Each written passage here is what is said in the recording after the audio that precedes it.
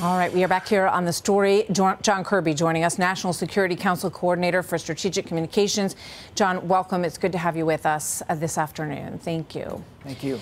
So we know that there are 9 Americans who lost their lives in this Hamas attack in Israel, and we also understand that there are currently Americans being held hostage, correct? How many Americans are being held hostage at this hour, John? The truth is we don't know, Martha. I mean, certainly we've seen those reports, but we're not able to independently verify that Americans are indeed among the hostages. Now, look, we have to accept the very grim possibility and the likelihood that there are Americans being held hostage. We're in constant touch with Israeli officials right now to try to get a sense of the whereabouts of all the unaccounted for Americans, because they who knows where they are or what condition they're in. We want to make sure we get more detailed information on them. Well, we understand that Hamas is putting some word out on social media that they plan to start executing hostages. So obviously time is of the essence. This is Robert O'Brien, the former national security advisor, when asked what he would do in this situation. Watch. We have hostage rescue teams in our special forces. They need to be shipped immediately to get on those C-17s and C-5s and fly to Israel to prepare to rescue these American citizens. We've got to have the FBI hostage rescue team also deployed to Israel. I recommended this last night to save the Israelis, but we need to do it to save Americans now. So we have some of the best hostage rescue teams in the world, as he points out. Are they on their way to Israel right now, John? What I can tell you is that we have been in very close contact with Israeli officials about hostage recovery efforts, well, about everything, but certainly including hostage recovery efforts. And we're talking to them about resources and capabilities and needs that they might have that we might be able to help them with. That's about as far as I'm able to go today. But clearly, we are very, very focused on this problem set. No question about it. All right. So the president, the White House called a lid on the president at 11:46 a.m. this morning. Given what is going on, John, why would that be? Well, a lid means that he doesn't have any more public-facing events. That doesn't mean that the president's not working, and he absolutely is working. He had another update this morning with his national security team. He stayed updated throughout the day. He's going to be talking to foreign leaders later this afternoon. There'll be a public component to that in terms of at least making it clear what that conversation was like and what the details of it were. We'll be putting that out and making sure people know what that conversation was all about. Is the president at the White House right now, John? He is indeed, yes. All right, so why put a lid on today? I mean, there might be multiple opportunities when he might want to come out and address some of what's going on, given this urgent situation. You've got American hostages in Israel and 9 Americans dead. So doesn't that seem like a little odd to do on a Monday? A lid, again, is an administrative decision about whether or not there's a scheduled public event after the fact. Okay. But obviously, lids can be lifted. Lids can be changed. You know that. You've covered the White House. I don't have any public events to speak to today. I can assure you, and I can assure the American people, that the president is staying up to date, has been throughout the extent of this crisis, and will continue to do so going forward. And again, part of his plan this afternoon is to get on the phone with foreign leaders and talk to them about what's going on in Israel. Okay. So now the United States is essentially involved in a war in Europe as we give a tremendous amount of military aid to Ukraine as they fight Russia. We also say that we are rock solid in our support of Israel as they now face a battle that is against, and we can get into this in a moment, but supported by Iran by all accounts. So given that the United States is now involved in wars that are taking place in Europe and also in the Middle East, I want to play this soundbite for you that is just last month in Vietnam and ask you if this still holds for the president. Watch.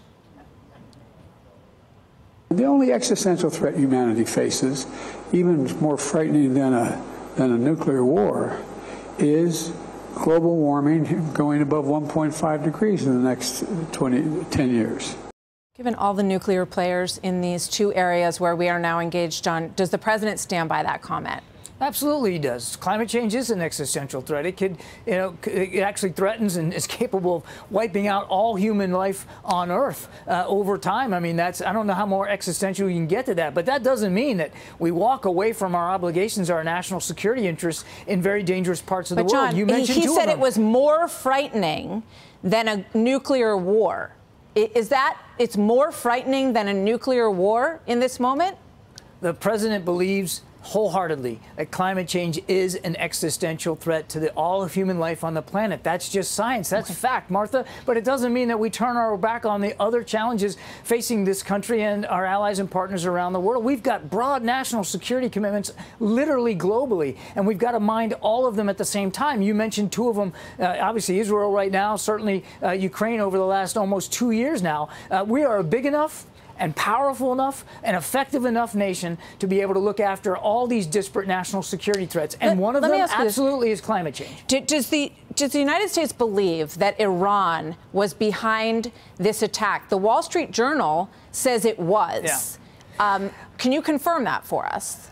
I'm not able to confirm that specific reporting, Martha. We're obviously going to look at this very, very hard. We have been. We just haven't seen any evidence or intelligence, as you and I are speaking right now, that points to direct Iranian participation in these attacks. So why does the Wall Street Journal have that and the White House doesn't? Look, I'm not going to speak about intelligence matters and what we're collecting here on national TV. That said, though, Martha, make no mistake, and we've been very honest about this, Iran, of course, is complicit in these attacks because of its longstanding support to Hamas and other terrorist networks in the region. That's why we have got more than 400 sanctions against them. That's why we beefed up our presence not only in the Gulf area, but now in the Eastern Mediterranean. We're going to make sure that we can protect our national security interests against what is a growing threat throughout the region by Iran. So we have reported that the Gerald Ford aircraft carrier is in the region now in the Eastern Mediterranean. It's the most up-to-date, top-of-the-line that we have. So that has gone into the region, as you point out. The $6 billion that the Qataris are holding that was unfrozen in order to get 3 hostages back, John, that, you know, you said, well, there are strings attached to that. Is that money now going to be refrozen?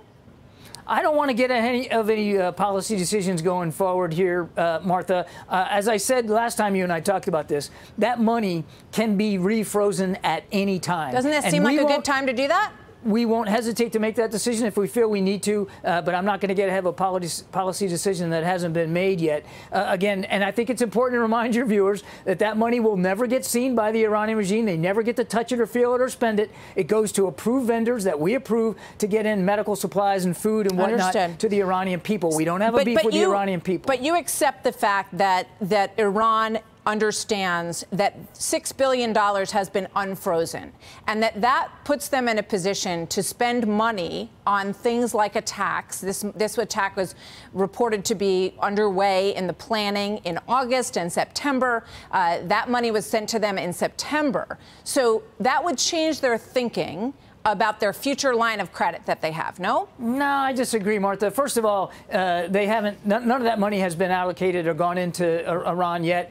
They don't get access to it. It is only for humanitarian purposes. The other thing, and you and I have talked about this, is it's not like the $6 billion, they can just cut a check for all of it. They'd have to piecemeal it over time. Well, they've said they can use it however they want. And it would be very difficult to see that money would somehow give them financial relief. Look, this is a nation state. Well, we all know money's fungible, so it changes your psychology. If I know I've got a $7,000 credit line that I didn't know I had, I might decide that I'm going to spend, a few $1,000s on something I've been wanting to do. Well, that's just my whole point, Martha. It's not a credit line. It's set up for humanitarian assistance. The Trump administration did the same thing. We don't have a beef with the Iranian people, but none of that money has been allocated. We can refreeze it at any time. All right, so we're going to wait, I guess. No commitment for refreezing at the moment, but we'll wait to hear that. I have one last question for you. 151 people on the terror watch list have crossed our southern border. Given the fact that U.S. and Israeli intelligence did not pick up on this terrorist attack that happened in Israel, what is being done to lock down those individuals who now are somewhere in the United States? I don't have any specific law enforcement actions to speak to today. Obviously, we monitor threats to our national security from inside and outside the country, all in real time. Law enforcement and intelligence community are watching as closely as they can and monitoring this. I would say, look, there's going to be a time and a place for us to take a look at the intel picture and what was known, what wasn't known. That's not the time now. The time now is to support Israel to make sure they have what they need to defend themselves. But are we more concerned about attacks along these lines by terrorists here in the United States, given that we have 151 new people in the country who snuck across the southern border? always concerned about terrorist attacks on the American people here at home. That hasn't changed since 9/11. It's not going to change under this administration. Okay. John, thank you. As always, it's good to have you. Thank you for taking our questions. Obviously, everybody's watching this and thinking about the people in Israel and everything that they are undergoing, especially our American hostages who we know our government is going to work very hard to bring home. And we thank you for being here, sir. Yes, ma'am. Yes, ma'am. We share those concerns. Hey everyone, I'm Emily Campagno. Catch me and my co-hosts Harris Faulkner and Kaylee McEnany on Outnumbered every weekday at 12 p.m. Eastern, or set your DVR. Also, don't forget to subscribe to the Fox News YouTube page for daily highlights.